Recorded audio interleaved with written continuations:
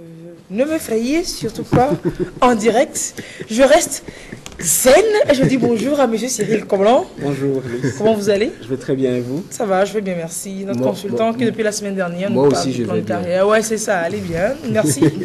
Merci d'aller bien et de permettre aux autres aussi de continuer par aller bien. Merci de demander d'après moi. Laissez-moi aller bien. Alors, bonjour monsieur Cyril, comment? Bonjour, Nous monsieur allons Bonnet. donc continuer notre exploration du sujet sur le plan de carrière que nous avions commencé dimanche dernier. Nous avions déjà déblayé le terrain en définissant ce qui est et ce qui n'est pas un plan de carrière. Aujourd'hui, rapidement, nous allons donc nous attaquer à comment élaborer un plan de carrière. Donc la question principale que tout le monde attend sûrement ce matin, c'est comment élaborer un plan de carrière. Ok, c'est peut-être, ça risque d'être un peu fastidieux et Voilà. théorique. Voilà. Et on pourrait peut-être prendre, si vous le permettez, l'exemple de Déo, Ok. l'illustrateur, parce que Il est content qu'on prenne son exemple. oui, ce serait une bonne chose. Allez-y. C'est la star, c'est la star C'est la du jour. star du jour. D'accord. On prend l'exemple de Déo qui est un dessinateur. En soi, c'est un point de départ qui est intéressant. Il sait qu'il aime ça. Il m'a expliqué tout à l'heure que c'est dès l'école primaire qu'il dessinait, qu'il faisait des croquis et que ses maîtresses l'ont exhorté à continuer dans cette voie et qu'il arrivait à obtenir quelques pièces parce qu'il faisait de très beaux croquis en classe. Mais être dessinateur n'est pas tout. Parce qu'on retrouve le dessin en médecine. En médecine. On peut retrouver le dessin en architecture. Voilà. On peut retrouver le dessin en stylisme, Oui, dans c'est les graphiques. transversal dans tout, Exact. ouais, c'est vrai. Dans Finalement, beaucoup de domaines. On a le sentiment d'avoir trouvé la solution par rapport à ce qu'il aime, mais on n'a rien trouvé du tout. Voilà. On a juste trouvé quelque chose qu'il aime. Déo entend ce qu'on dit ici. Tu Exact. entends ça. Ok. Tu n'as Et donc, encore rien trouvé. C'est juste un point de départ. C'est juste un petit point de départ. Voilà. Et avec ce point de départ, on va procéder en 4 étapes, par 4 étapes pour l'aider à sortir quelque chose d'extraordinaire. C'est ça. La première étape va l'aider à se découvrir. Connais-toi toi-même, eh bien c'est fondamental. Pourquoi? Parce que le fait qu'il soit dessinateur ou qu'il aime le dessin, il faudrait qu'on voit ce qu'il est lui-même. Est-ce qu'il aime le contact avec les gens? Voilà. Est-ce qu'il aime enseigner? En tout cas, ça, Est-ce il aime qu'il- le contact avec les filles aussi. Avec les filles en particulier. Oui, c'est bon à Voilà. retenir. Voilà. Mais C'est- peut-être qu'il y a encore d'autres questions. Bien aussi. Est-ce qu'il est, tout en étant dessinateur, est-ce que c'est quelqu'un qui apprend par l'audio ou bien par la kinesthésie C'est ça. ou bien par le visuel? C'est ça qu'il faut également définir parce que avec cet élément, on va approfondir pour voir quels sont ces modes d'apprentissage de prédilection, comme on en avait parlé la fois dernière. Ça nous permet également de le profiler et de voir en détail comment il est et quelles sont ses capacités d'apprentissage. Qu'est-ce qu'il aime dans la vie? On va voir également ses centres d'intérêt. Souvent, les gens se définissent par un centre d'intérêt, mais c'est rare qu'on ne trouve on ne trouve que des gens avec un centre d'intérêt Un seul. ou avec une seule activité potentielle. Les gens savent faire des tas de choses, mais l'éducation ou le format de l'éducation tel qu'elle se présente nous standardise ou nous canalise de telle manière que on réduit notre potentiel.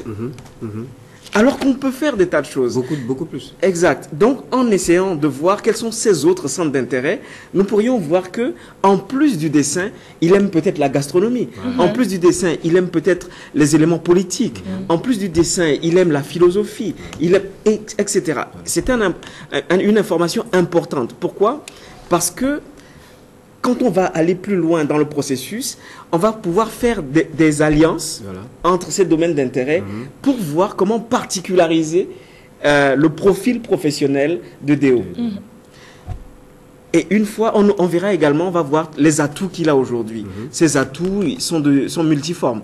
C'est peut-être ses relations actuelles, ses connaissances diverses, son passé, ses loisirs, etc.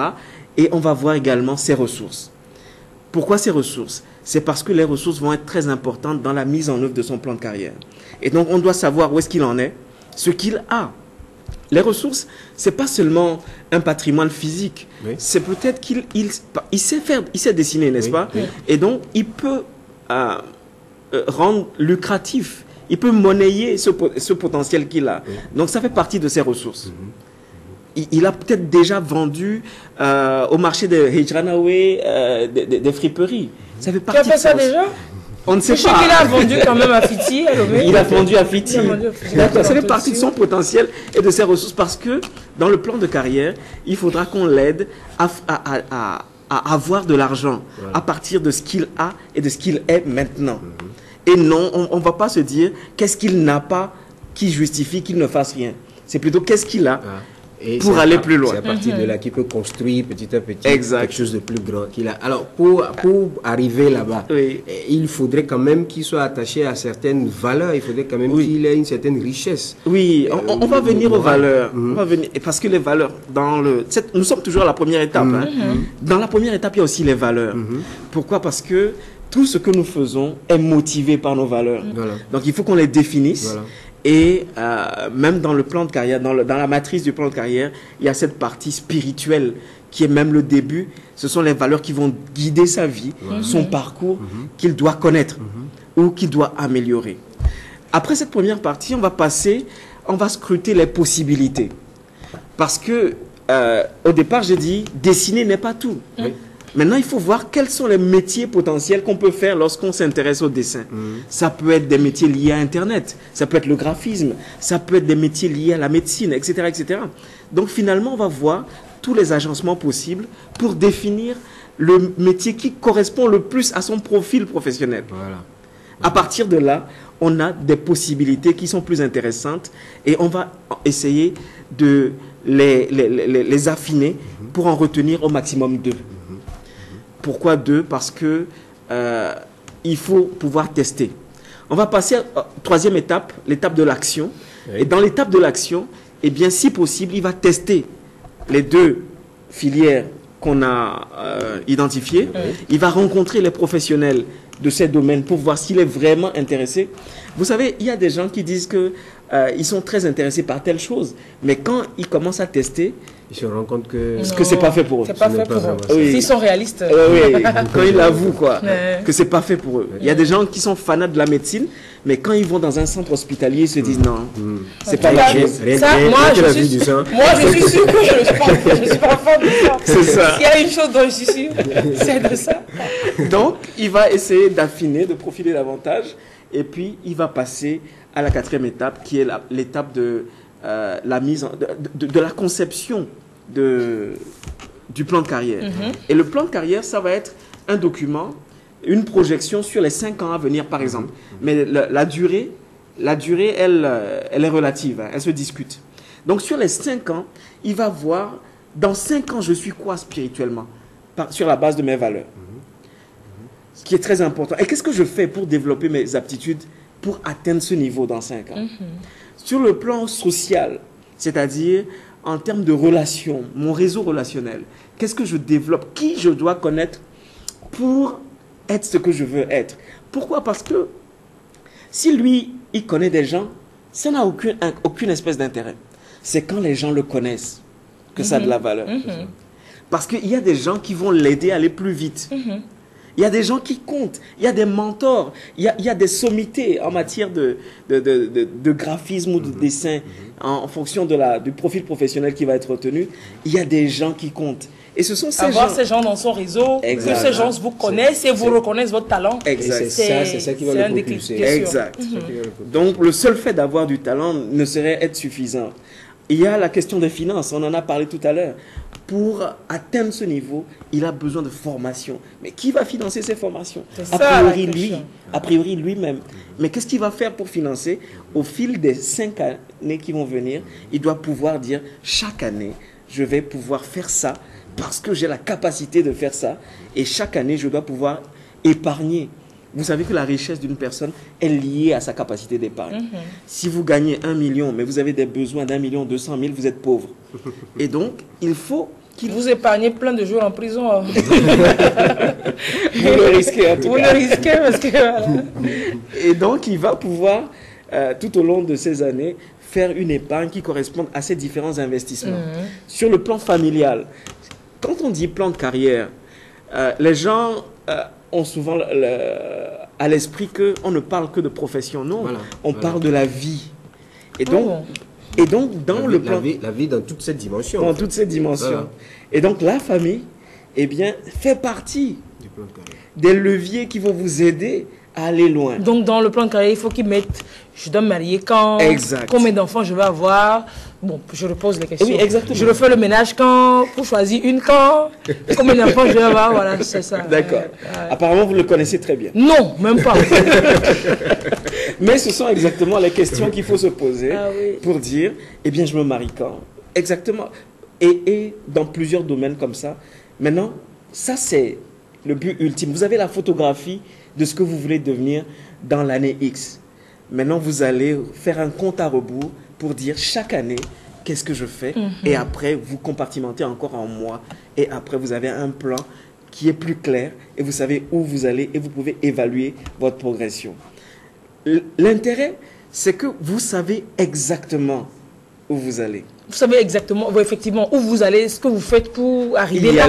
Exact. Donc, vous n'avez pas vu. Exact. Mais il peut arriver, parce que ce n'est absolument pas flexible. Carré. Parce que c'est un document très flexible. Il peut arriver que vous rencontriez un jour quelqu'un qui vous dise « Ah, mais Déo, il y a une opportunité au Bénin. Est-ce que ce ne serait pas bien que tu viennes faire du commerce avec nous au Bénin ?» Il a un document qui lui permet d'analyser si c'est une opportunité qui rentre dans ses aspirations et son profil et sa personnalité. Ce n'est pas « Ah oui, il paraît qu'il y a beaucoup d'argent là-bas, je vais y aller. » Tu te lances dedans. Exact. C'est qu'il a un document qui lui dit « Oui, si j'y vais, ça peut permettre de sauter certaines étapes pour atteindre certains objectifs. Ou alors, c'est encore mieux que ce que j'avais prévu parce que. » Vous voyez, ce n'est pas parce que j'aime bien Eric Bonnet, ou j'aime bien il vous propose une affaire, vous le suivez systématiquement. Exact. Voilà. Après, il pourrait le regretter, quand bien même pécuniairement cette opportunité soit intéressante. Alors, ce que je veux savoir, c'est ce plan-là que je découvre donc composé de plein d'aspects. C'est soi-même qui le réalise ou il faut se faire aider par quelqu'un? Il faut, voilà. Oui, je peux le réaliser moi-même sur moi ou il faut que vous le réalisez pour moi? En fait, on peut le réaliser soi-même. C'est facile, mais la première étape est plus difficile parce qu'il faut se connaître. Et pour se connaître, on a besoin d'outils, on a besoin de tests, on a besoin d'avoir un certain nombre d'informations qui vous permettent de profiler de manière fine qui vous êtes.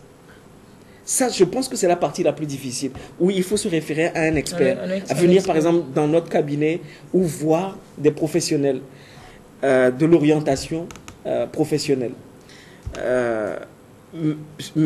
La deuxième partie qui est le plan, je pense qu'elle est abordable pour tout le monde. Il suffit juste qu'on vous enseigne la méthode et qu'on décline par année et par mois. On récupère toutes les informations et on peut donc rentrer dans le canevas, savoir que voici le document de base qui va servir de feuille de route pour la carrière que l'on aura à suivre. Exact. Les parents sont donc invités à aider les enfants en les aidant à peaufiner ce plan de carrière, à élaborer ce plan de carrière, en les guidant vers des spécialistes pour des conseils, en les écoutant pour actualiser ces plans de carrière au jour le jour afin de réussir leur carrière professionnelle et partant afin de réussir leur mission aussi en tant que parent. Exact. En tant que parent. Exact. Ce que je pourrais ajouter, c'est que durant ces vacances, j'exhorterai vivement les parents à entamer des discussions avec leurs enfants sur ce qu'ils aiment faire.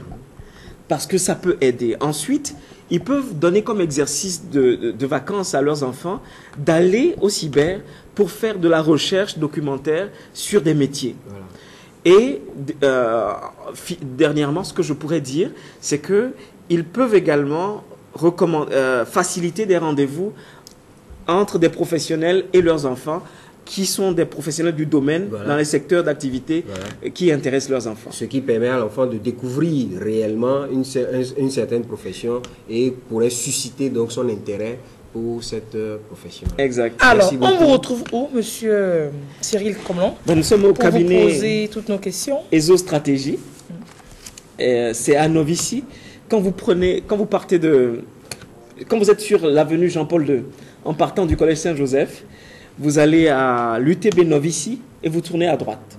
Vous verrez un immeuble bleu du Wildaf FEDAF.